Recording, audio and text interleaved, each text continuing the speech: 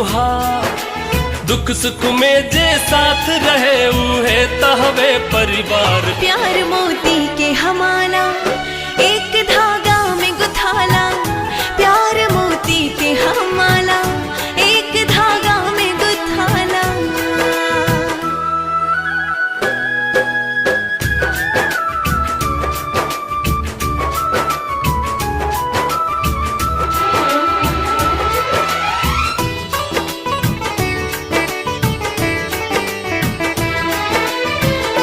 आपन आपन किस्मत लेके दुनिया में सब आवेला।